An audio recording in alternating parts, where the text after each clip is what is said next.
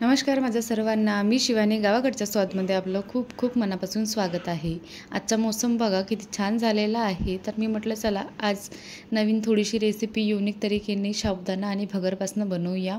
तर मी साबुदाणा आणि भगरपासनं अप्प्याची रेसिपी बनवलेली आहे आणि ती रेसिपी तुमच्यासोबत शेअर केली आहे. अतिशय छान वाटते खायला.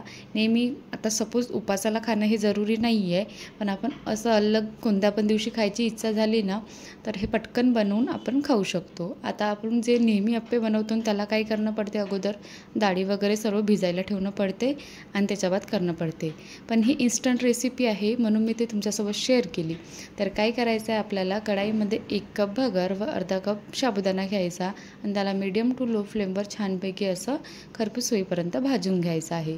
भाजून झाल्यानंतर याला थंड करायचं आणि थंड करून झाल्यानंतर मिक्सरच्या पॉटमध्ये टाकून असं रवाळ बारीक करून घ्यायचा आहे.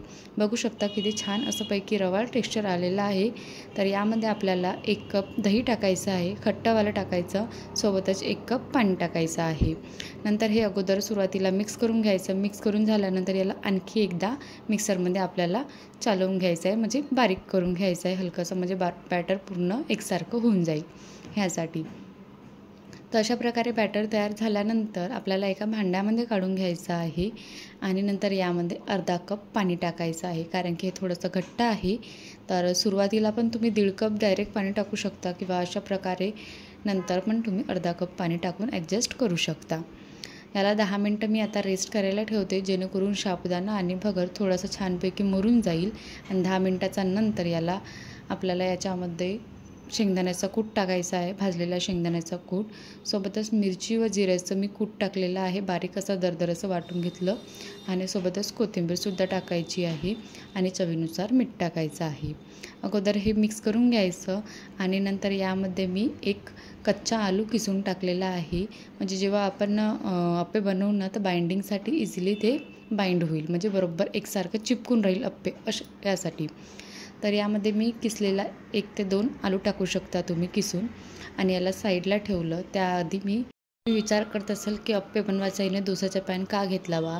तर काय झालं की जी खालची गॅस होती ना, ते सिलेंडर खतम झालं, तर मी इंडक्शनवर बनवलं. तर इंडक्शनवर कसं अप्प्याचा पॅन बरोबर सेट नाही होत, बरोबर त्याच्यावर गरम नाही होत. तर मी अगोदर डोसाचा पॅन ठेवला आणि नंतर त्यावर अप्प्याचा पॅन ठेवला. तर हे छानपैकी तेल त्यावर टाकून गरम करायला ठेवायचं आणि बॅटरमध्ये खायचं थोडासा सोडा टाकायचा आणि मिक्स करून घ्यायचं. मिक्स करून झाल्यानंतर अशा प्रकारे अप्प्याच्या पॅनमध्ये आपल्याला अप्पे जसे आपण बनवतो तशा प्रकारे फिलअप करायचं आहे बॅटर आणि नंतर याला 5-10 मिनटं झाकून जसे अप्पे शिजवतो ना तशाच प्रकारे शिजवून घ्यायचं आहे मीडियम टू फ्लेमवर. तर आता बघू शकता किती छानपैकी हे शिजण्यात आलेले आहे. तर याला आपण दुसऱ्या साईडने पण असे पलटवून शिजवून घेऊ आणि अप्पे तयार करून घेऊ.